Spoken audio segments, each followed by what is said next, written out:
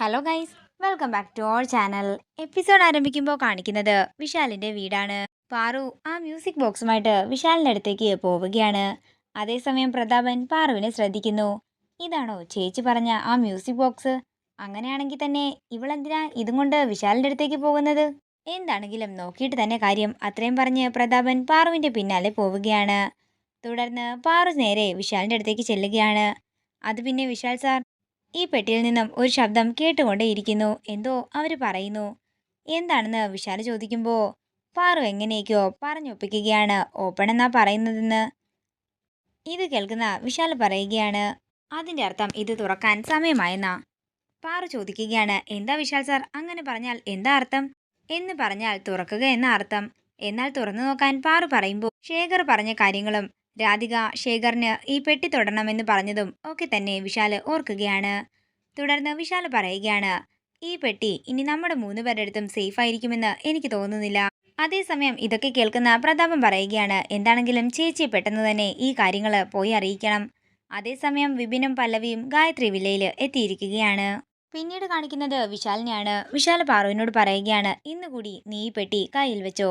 നാളെ നീ ഇത് ആ ചന്ദ്രശേഖരനെ ഏൽപ്പിച്ചേക്കണം. അയാളുടെ കയ്യിൽ ഇത് സുരക്ഷിതമായിരിക്കുമെന്നാ എനിക്ക് തോന്നുന്നത്. ഇത് കേൾക്കുന്ന പാറുവും പറയുകയാണ്, ശരിയാ, ഞാൻ അദ്ദേഹത്തിന്റെ കയ്യിൽ ഏൽപ്പിച്ചേക്കാം. പിന്നീട് കാണിക്കുന്നത് പല്ലവിയാണ്. പല്ലവി വീടിന്റെ ഭംഗി ആസ്വദിക്കുകയാണ്. അതേസമയം ഫോണിൽ നോക്കിക്കൊണ്ട് അങ്ങോട്ടേക്ക് വരുന്ന ജാസ്മിൻ പല്ലവി ഇടിക്കുകയാണ്. അങ്ങനെ രണ്ടുപേരും താഴേക്ക് വീഴുന്നു. നീ എവിടെ നോക്കിയാ നടക്കുന്നതെന്ന് ചോദിച്ച് ജാസ്മിൻ പല്ലവിക്ക് നേരെ തട്ടിക്കേറുമ്പോ പല്ലവി ജാസ്മിനെ വഴക്കു പറയുകയാണ്. നീയല്ലേ ഫോണിൽ നോക്കി വന്നിട്ട് എന്നെ തട്ടി താഴെയിട്ടത്? എന്നിട്ട് നീ എന്തിനാ എന്നോടിപ്പോ ദേഷ്യപ്പെടുന്നത്? നിന്നെക്കാട്ടി അധികാരം ഈ വീട്ടില് എനിക്കുണ്ട്. ഞാനേ പാർവതിയുടെ അനിയത്തിയാ.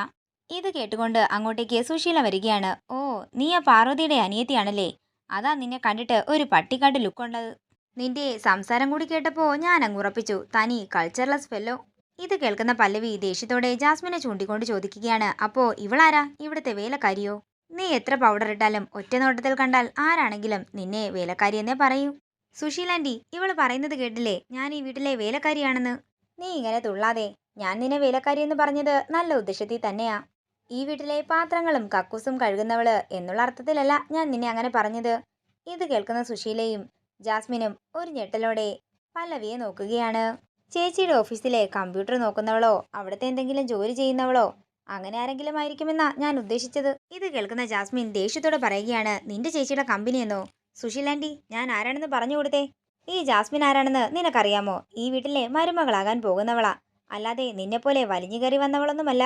അതേസമയം പ്രതാപനും അങ്ങോട്ടേക്ക് വരികയാണ്. അങ്ങനെ പറഞ്ഞ് മനസ്സിലാക്കി കൊടുക്കു സുശീലേച്ചി. അറിയാത്ത പിള്ള ചൊറിയും പറയുമെന്നല്ലേ പറയുന്നത്. ഇത് കേൾക്കുന്ന പല്ലവി പ്രതാപനോട് ദേഷ്യത്തോടെ പറയുകയാണ്, എവിടെ മുട്ടത്തലയാ, ഞാൻ അങ്ങനെ വലിഞ്ഞു കയറി വന്നതല്ലെന്ന് തനിക്ക് നന്നായിട്ട് അറിയാമല്ലോ.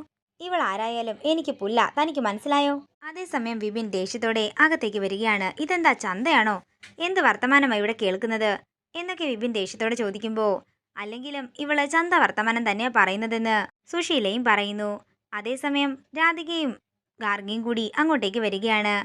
ദേ സുശീലെ, മര്യാദയ്ക്ക് സംസാരിക്കണം. വീട്ടിൽ വന്ന ഗസ്റ്റുകളോട് മര്യാദയ്ക്ക് സംസാരിക്കാൻ നിനക്കെന്താ അറിയില്ലേ? തുടർന്ന് രാധിക പല്ലവിയോട് ചോദിക്കുകയാണ്, എന്താ മോളെ, എന്തെങ്കിലും വിശേഷമുണ്ടോ ഇങ്ങോട്ടേക്ക് വരാൻ? അത് പിന്നെ ഞങ്ങളുടെ ഉദയനൂർ അമ്പലത്തിലെ ഉത്സവമാ. ഉത്സവത്തിന് എല്ലാവരെയും ക്ഷണിക്കാനാ ഞാൻ വന്നത്. അതേസമയം വിശാലും പാറുവും കൂടി താഴേക്ക് വരികയാണ്. പാറുവിന് പല്ലവിയെ കണ്ടയുടൻ തന്നെ സന്തോഷമാവുകയാണ്. പല്ലവിയെ കെട്ടിപ്പിടിച്ച് വിശേഷങ്ങളൊക്കെ ചോദിക്കുകയാണ് പാറു. അങ്ങനെ ഉത്സവത്തിന്റെ കാര്യം പല്ലവി പറയുകയും എല്ലാവരും ആറാട്ടിന് വരണമെന്നും പറയുന്നു. കഴിവതും വരാൻ ശ്രമിക്കാമെന്ന് വിശാല് പറയുമ്പോ ഗാർഗി പറയുകയാണ്, വിപിനെ ഗസ്റ്റ് റൂം എവിടെയാണെന്ന് പറഞ്ഞു കൊടുക്ക്, പല്ലവി പോയി റെസ്റ്റ് എടുക്കട്ടെ. ഇത് കേൾക്കുന്ന വിപിൻ പല്ലവിയുടെ ബാഗും എടുത്തുകൊണ്ട് പല്ലവിയോട് വരാൻ പറയുമ്പോ ഗാർഗി പറയുകയാണ്, നിന്നോട് ഗസ്റ്റ് റൂം എവിടെയാണെന്ന് പറയാനാ പറഞ്ഞത്, അല്ലാതെ കൂടെ പോകാൻ പറഞ്ഞില്ല. അയ്യോ, എനിക്കങ്ങനെ തെറ്റായ ഉദ്ദേശമൊന്നുമില്ലെന്ന് വിപിൻ പറയുമ്പോ പാറു പറയുകയാണ്, ഞാൻ കൂട്ടിക്കൊണ്ട് പോയിക്കോളാം. അങ്ങനെ പാറു പല്ലവിയും കൊണ്ട് മുകളിലേക്ക് പോവുകയാണ്. അതേസമയം പ്രതാപൻ ചെന്ന് പ്രഭാവതിയോട് പറയുകയാണ്, ചേച്ചി ഇവിടെ കണ്ണിൽ വെള്ളരിക്കാൻ വെച്ചുകൊണ്ട് കിടന്നു, അവിടെ മാജിക് ബോക്സ് സംസാരിച്ച് തുടങ്ങിയിട്ടുണ്ട്. ഇത് കേൾക്കുന്ന പ്രഭാവതി ഒരു ഞെട്ടലോടെ പ്രതാപനെ നോക്കുമ്പോ പ്രതാപൻ പറയുകയാണ്, ഞാൻ കാര്യം തന്നെയാ പറഞ്ഞത്. വിഡ്ഢിത്തം പറയാതെ പ്രതാപ, മാജിക് ബോക്സ് എങ്ങനെയാ സംസാരിക്കുന്നത്?